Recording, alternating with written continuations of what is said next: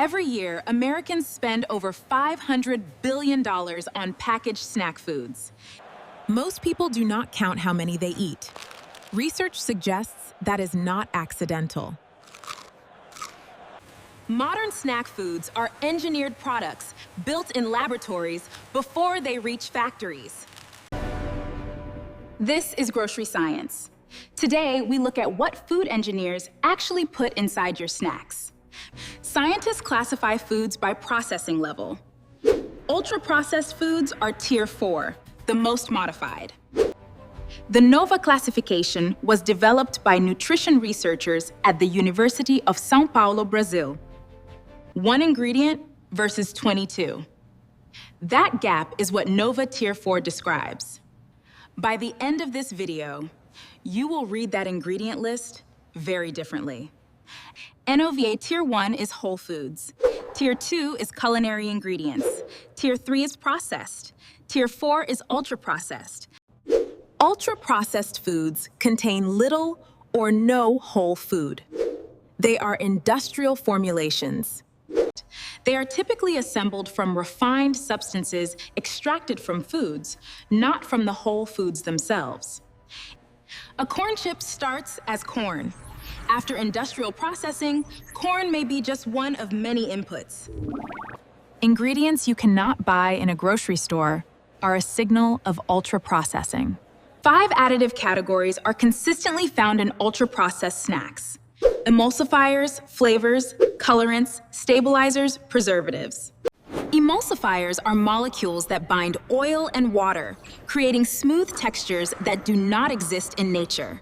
That stabilized texture requires additives. Natural separation is removed along with some nutritional structure.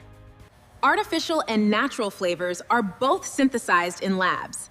The difference is only the original source material. Under FDA rules, natural flavor can include over 3,000 approved chemical compounds. The extracted molecule can be identical to a synthetic version, but the label will still read natural. Ultra-processed snacks are not accidental. They are precision engineered for consistent palatability at scale.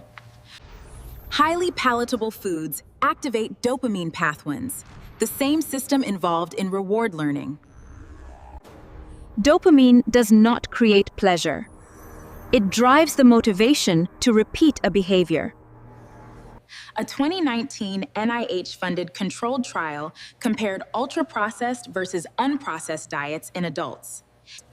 Both diets were matched for calories, sugar, fat, and fiber. Participants could eat as much as they wanted. People on the ultra-processed diet ate approximately 500 more calories per day without noticing. The ultra-processed group also ate faster, suggesting texture and food form affect consumption rate. Ultra-processed foods are designed to avoid sensory-specific satiety, the brain's natural off switch. The combination of salt, fat, and sugar activates multiple sensory pathways simultaneously. Food engineers optimize the ratio of sugar, salt, and fat to maximize palatability. This is called the bliss point. Rapid oral dissolution is engineered into many snacks. It slows satiety signaling to the brain. Snacks engineered to be high in calories but low in physical volume create an incomplete fullness signal. Children's snacks are especially optimized. Smaller serving sizes make repeated portions feel normal. Ultra-processed foods now account for over 57% of total caloric intake in the average US diet. That figure rises to over 67% among adolescents, according to NHANES data. For many households, ultra-processed foods are not an occasional treat. They are the dietary baseline. Let us go through what is actually inside a standard ultra-processed snack, ingredient by ingredient. Most snacks begin with refined grain, stripped of fiber, vitamins, and the outer bran layer. Refined grain raises blood glucose faster than whole grain with minimal fiber to slow absorption. Many snacks contain fractionated palm oil, industrially separated to achieve specific melting points. Modified starch is chemically altered to improve texture, shelf life, and resistance to heat or freezing. Maltodextrin is a common filler. It has a glycemic index higher than table sugar. Synthetic food dyes like Red 40 and Yellow 5 are still used widely in US snacks, despite EU restrictions. The same snack sold in Europe is often reformulated without synthetic dyes due to labeling requirements. A 28-gram serving of flavored chips typically delivers 200 to 350 milligrams of sodium. TBHQ is a synthetic preservative used to extend shelf life. It is derived from butane. At high doses in animal studies, TBHQ has been associated with precancerous markers. Human data is limited. Emulsifiers like carrageenan and polysorbate 80 are linked to gut microbiome disruption in animal models. Emulsifier studies in mice showed reduced microbiome diversity and increased intestinal permeability. Human studies on emulsifier effects are still limited, but researchers consider this an active area of concern. When starchy snacks are fried or baked above 120 degrees Celsius, acrylamide forms. The WHO Cancer Research Agency classifies acrylamide as a Group 2A probable human carcinogen. The FDA acknowledges acrylamide as a concern and monitors its levels in processed foods. A landmark 2018 cohort study of 100,000 adults found ultra-processed food linked to higher cancer risk. Each 10% increase in ultra-processed food consumption was associated with a 12% higher cancer risk. A 2019 systematic review linked ultra-processed food consumption to cardiovascular disease mortality.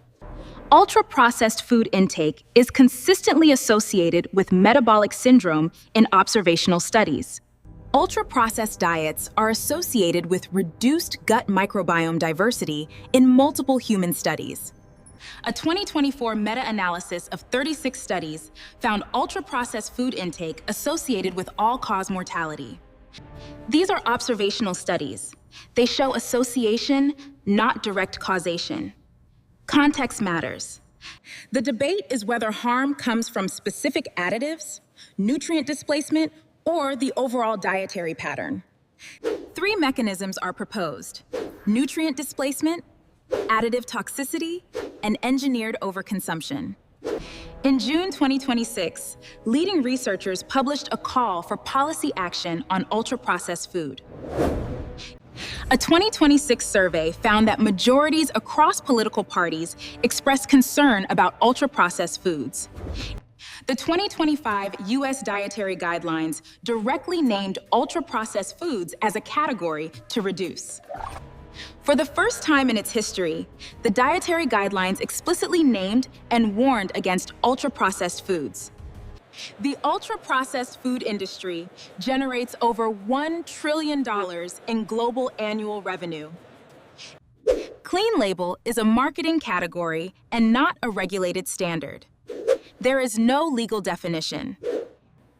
A snack marketed as clean can still contain modified starches, natural flavors, and emulsifiers.